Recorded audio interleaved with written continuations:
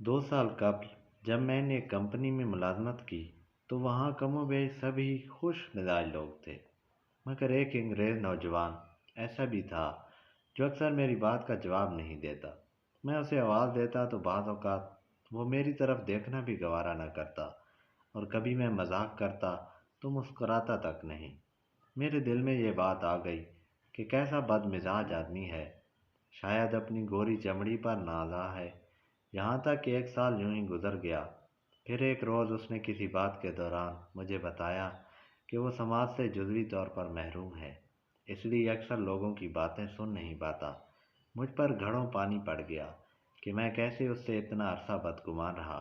میرے گھر سے قریبی علاقے میں ایک شخص مجھے اکثر نظر آتا۔ وہ ڈبل روٹی یا چپس کھاتا تو کافی سارا کونے میں پھینک دیتا۔ میں سوچنے لگا کہ کیسا ناشکرا ہے، رزق کی بے حرمتی کرتا ہے، اسے ضائع کر دیتا ہے۔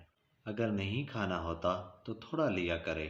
یہی سوچتے ایک روز اس سے آنکھیں چار ہوئیں تو اس نے مسکرا کر چمکتی آنکھوں کے ساتھ کہا کہ بھائی یہ دیکھو، یہ میں کیڑوں کو کھانا ڈالتا ہوں، اللہ انہیں کیسے رزق دیتا ہے۔ میں ٹھٹک کر رک گیا۔ میں جسے ناشکرا سمجھتا تھا وہ تو اللہ کی ناتواں مخلوق کو رزق دینے کا ذریعہ بنا ہوا تھا۔